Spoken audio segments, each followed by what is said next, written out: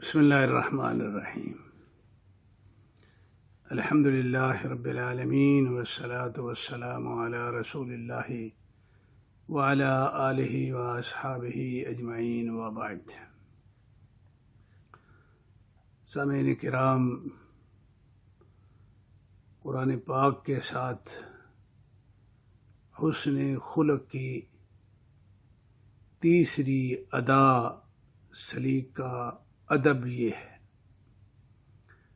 اور یہ وہ ادا ہے جس کے بغیر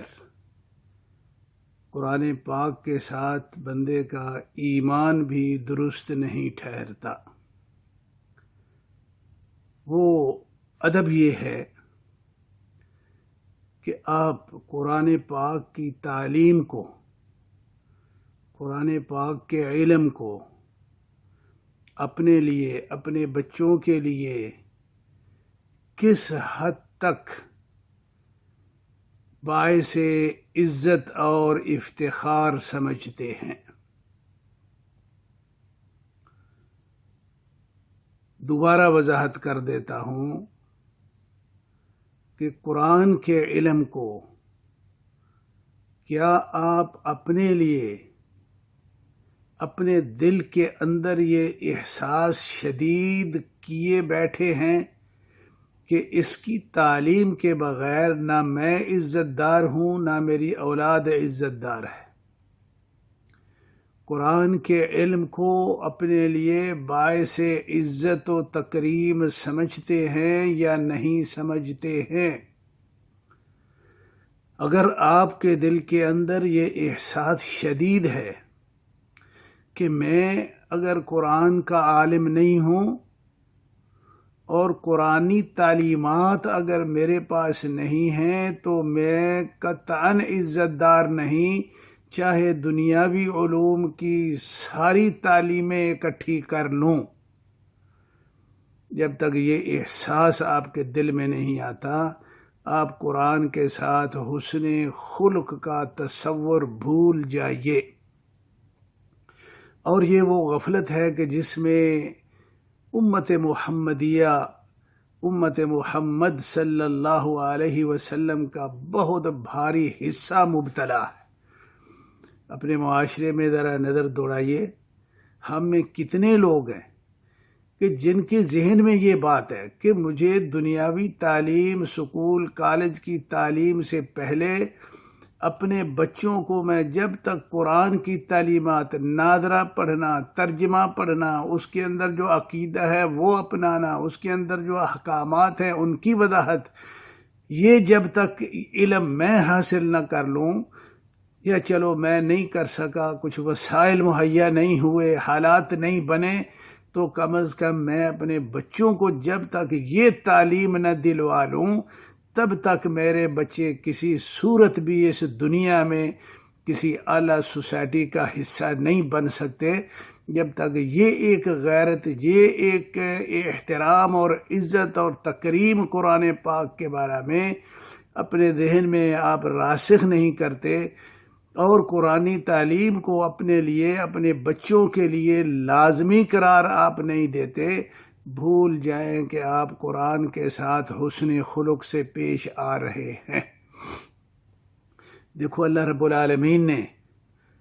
قرآن پاک میں فرما دیا، اور محمد الرسول اللہ صلی اللہ علیہ وسلم نے اس ادب کا اظہار اور وضاحت اس طرح فرما دی کہ ان اللہ یرفع بہذا الکتاب اقواما ویضع بہ آخرین۔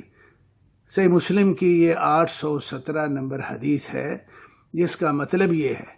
کہ یہ قرآن وہ کتاب ہے جو اصل میں معیار ہے اس بات کا کہ کوئی برادری، کوئی خاندان، کوئی بندہ، کوئی افراد اس وقت تک اعلیٰ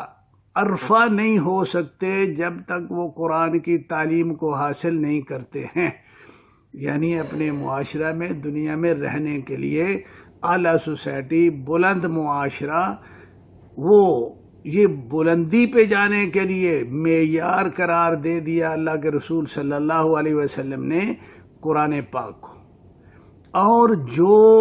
اس کا علم حاصل نہیں کرتے، جو اس کو اپنے لیے باعث عزت جو ہے وہ نہیں تصور کرتے، وہ یزعو، وہ معاشرے کے گھٹیا لوگ ہیں۔ تو بھائیو، مختصر تنبیہ، میں تو اشارے ہی دے رہا ہوں نا، ایک لمحہ فکریہ ہی دینا ہے، کوئی لمبا لیکچر تو مقصود نہیں ہے۔ تو آج کے سبق میں آپ اتنا جو ہے وہ ذہن میں رکھیں کہ اگر ہمارے دل میں، ہم اگر جو والدین ہیں، جو صاحب اولاد ہیں، اگر کوئی باپ والدین اپنے بچوں کے بارے میں اس کو یہ فکر ہو کہ سب سے پہلے یہ سکول پڑھ جائیں، میٹرک کر لیں، ایف اے کر لیں، بی اے کر لیں، انجینئر بن جائیں، ڈاکٹر بن جائیں، قرآن کو بعد میں دیکھیں گے، کوئی اس نے قرآن کی عزت نہیں کی ہے، ذرہ بر اس کے دل میں جو ہے وہ قرآن کی عزت موجود نہیں ہے، اور اللہ کے ہاں اس کی، قرآن کی اس کے دل میں عزت نہیں ہے، اللہ کے ہاں یہ معاشرے کا گھٹیا انسان ہے، یہ اللہ کے ہاں اعلیٰ سوسائٹی کا انسان نہیں ہے۔ اور جس کے دل میں یہ ہو کہ بھائی دیکھ لیں گے، باقی دنیاوی تعلیم بھی ہوتی رہے گی، سب سے پہلے تو ہم قرآن پاک کو جو ہے، میرے بچوں کو قرآن آنا چاہیے، سادہ پڑھنا آنا چاہیے، ترجمے کے ساتھ آنا چاہیے، اس کے اندر جو عقائد ہیں وہ اس کو یاد ہونے چاہیے،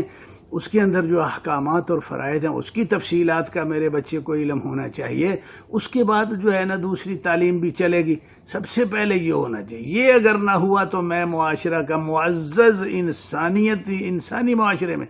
معزز فرد نہیں ہوں، جس کا یہ عقیدہ ہو، یہ نظریہ ہو۔ یہ وہ بندہ ہے جو قرآن کے ساتھ حسن خلق سے پیش آیا ہے۔ تو یہ ایک قرآن کا، یہ ایک ادب یا قرآن کے ساتھ حسن خلق کا یہ پہلو، یہ بڑا بھولا بسرا پہلو ہے۔ بھائیو، اس کو اپنے دلوں کے اندر جو ہے وہ جگہ دو، اپنے بچوں کو یہ تعلیم دو کہ بیٹا جی آپ معاشرہ میں باوقار نہیں ہو سکتے جب تک کہ قرآن کا علم تمہارے پاس نہیں ہے۔ چاہے دنیا کی ساری ڈگریاں اٹھائے پھرو، تم غیر معزز آدمی ہو، بے عزت آدمی ہو، اللہ کے ہاں تمہاری کوئی عزت نہیں ہے، کوئی قدر نہیں ہے، تم معاشرے کے گھٹیا فرد ہو۔ ہاں، اعلیٰ فرد تب بنو گے جب قرآن کا علم ہوگا۔ تو یہ ایمانی جذبہ پیدا کریں، اس کے بغیر قرآن پہ ایمان درست نہیں ہے، قرآن کے ساتھ حسن خلق کے تقاضے پورے نہیں ہوتے ہیں، اور یہ بہت بڑی گمراہی ہے، بہت بڑا گھاٹا ہے، بہت بڑی بدقسمتی ہے۔ یہ مرنے کے بعد اس کا جو ہے وہ پتہ چلے گا۔ تو بہرحال یہ ایک تنبیہ کرنا مقصود تھی۔